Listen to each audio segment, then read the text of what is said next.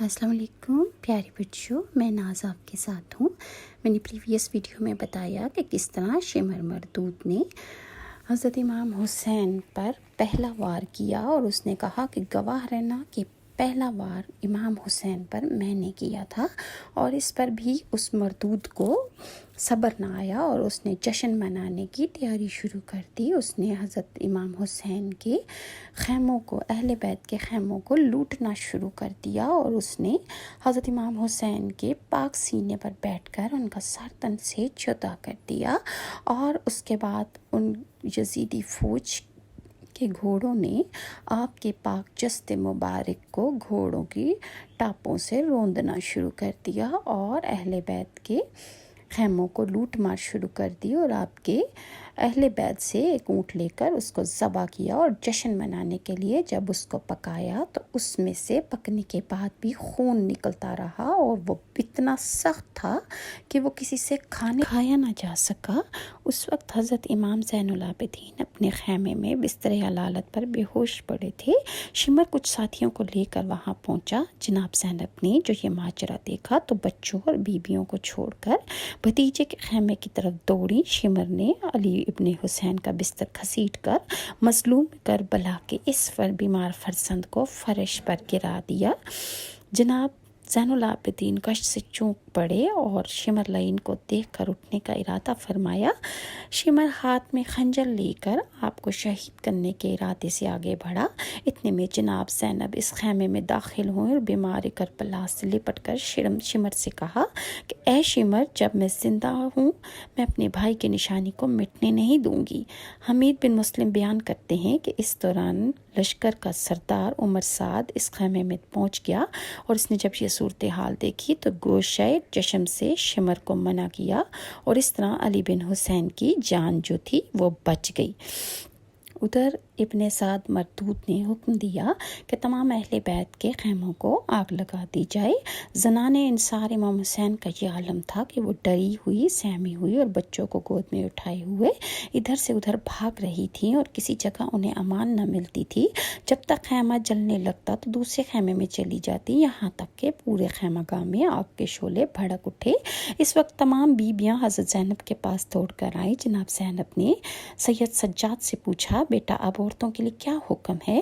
امام نے فرمایا کہ ان سب کو لے کر باہر نکلیں۔ یہ سن کر تمام بیبیاں جناب زینب کے ہمراہ خیمہ سے نکل کر میدان کی طرف چل پڑی۔ سید سجاد بھی اپنی پھوپھی ام کلثوم کے سہارے چلتے ہوئے خیمے سے باہر تشریف لے آئے۔ سید الشہداء کی شہادت کے بعد اہل بیت پر قیامت ٹوٹ پڑی۔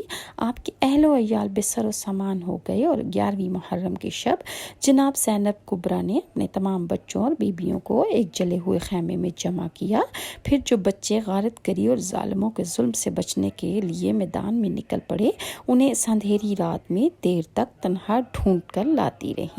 جناب زینب العابدین کا یہ حالم تھا کہ شدت بخار سے غش پر غش آ رہے تھے۔ اگر کبھی آنکھ کھول لیتے تو آپ کی چھوٹی پھوپھی ام کلثوم آپ کا سر دبانے لگتی تھیں اور آپ پر پھر غش طاری ہو جاتی تھی۔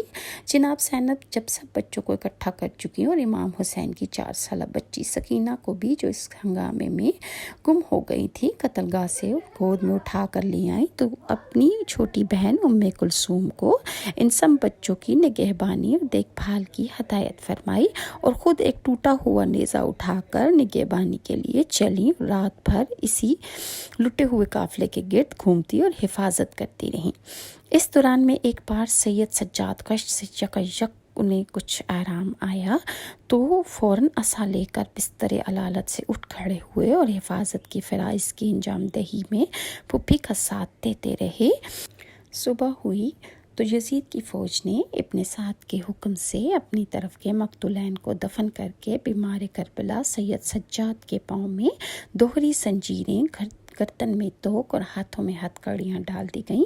اہل حرم کی پردہ نشی خواتین کے بازوؤں میں رسیاں باندھ دی گئیں، اور قافلہ اہل بیت کو دربار کوفہ لے جانے کی تیاریاں ہونے لگیں۔ ظہر کے بعد اہل بیت کی بیویوں کو چادروں بغیر اونٹوں پر سوار کیا گیا، شہداء کے سر نیزوں کے نوک پر بلند کیے گئے، سید سجاد کو اس اسیر قافلہ کا سردار معین کیا گیا اور آپ اپنی بے ردا ماں بہنوں کے ناکوں کے مہار پکڑے خود لوہے کی زنجیروں میں جکڑے ہوئے جلتی ہوئی ریت پر پیدل کربلا سے کوفہ کی طرف چلے۔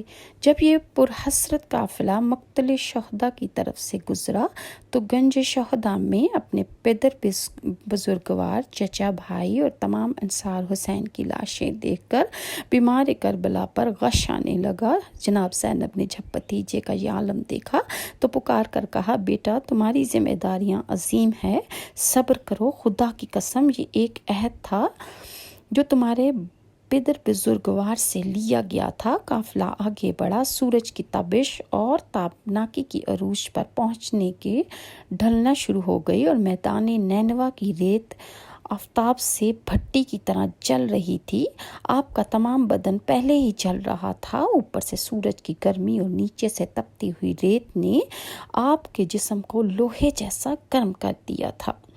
چند ہی قدم چلنے کے بعد سنگریزوں کے چبھنے اور ان کی دہکتی ہوئی ریت کے تلووں پر لگنے سے چھالے پڑ گئے، مگر چلے جا رہے تھے کیونکہ قریب ہی شمر اور خولی تازیانے لیے ہوئے تھے اور ان کی سنگ دلی نے پشت مبارک کو چند ہی لمحوں میں لہو لہان کر دیا تھا۔ ابن زیاد کے حکم سے شہر کو نواسہ رسول کی قتل کی خوشی میں سجا کر جشن منایا جا رہا تھا۔ کوفہ کے والی کو حکم ملا تھا کہ وہ 1000 سوار اور پیادے لے کر بازاروں میں گشت کرے اور جہاں کہیں اہل بیت کے چاہنے والے پائے جائیں ان کی گردن اڑا دی جائے۔ لوگوں کو یہ بتایا گیا تھا کہ ایک باغی نے خلیفہ وقت پر خروج کیا تھا اور اس کے خاندان کو میدان جنگ سے قیدی بنا کر لایا جا رہا ہے۔ تمام لوگ قیدیوں کا تماشا دیکھنے کے لیے ہر جگہ اکٹھے ہو گئے۔ عورتیں اپنے بچوں کو لے